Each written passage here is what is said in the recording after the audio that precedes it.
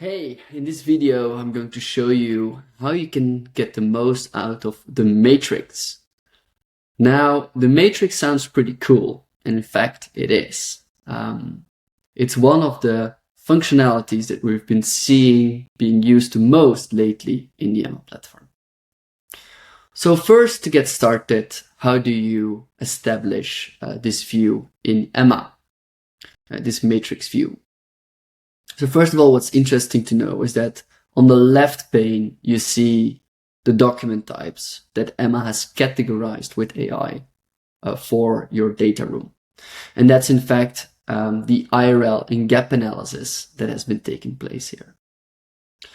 Now, once that is arranged, you'll see that similar document types, in this case, we have terms and conditions, we have consulting agreements, we have employment agreements.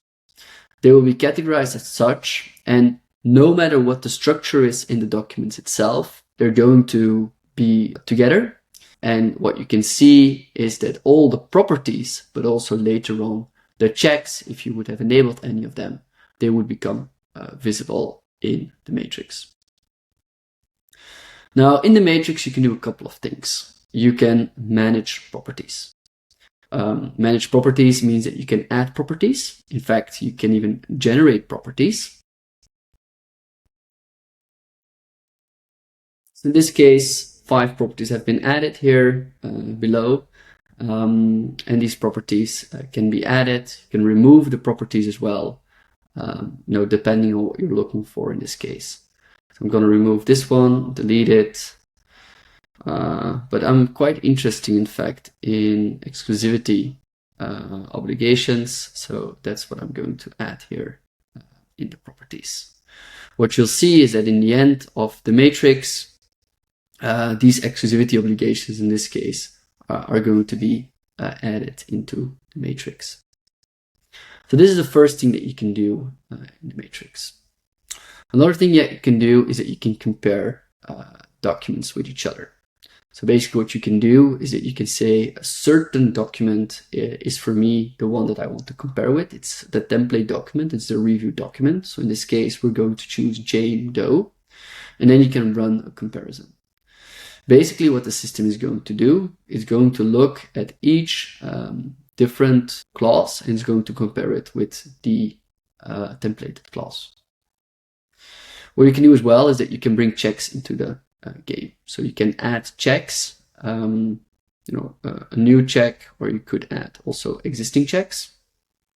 For instance, I'm interested in IP transfer, in a non-compete clause, non-solicitation of business, confidentiality, and non-solicitation. And I'm just going to create these 5 checks, which are also going to be added into the matrix. It's going to automatically create all the different checks here, and you also see the risk coloring. The matrix is also highly collaborative. So for instance, you can see who has approved a certain document within a certain practice area, but you can also see, for instance, who has worked on which check.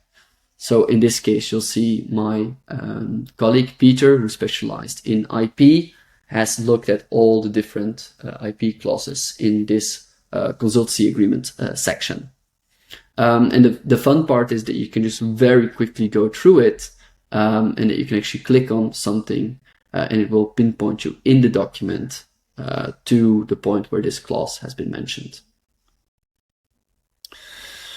Here you also see now that the comparison has run. So with one of the agreements, and then you actually see that some key terms differ, some are identical to the reference, etc., etc. So it's a very good way to compare quickly as well. Now I've run also a matrix with the property itself. So this is a different contract.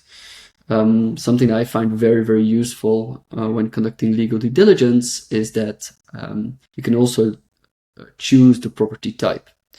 So in this case, it's the employee compensation. You see here that we have a text of 1 sentence. Here you see we have text with multiple sentences. These are all things that you can just choose. So in this case, it's text summary, the property type. In this case, it's single line text, the property type. And in this case, it is the currency amount. However, still you can click on the matrix and it will always pinpoint you again to the employee compensation, where you see the whole sentence and the context in which this number sits.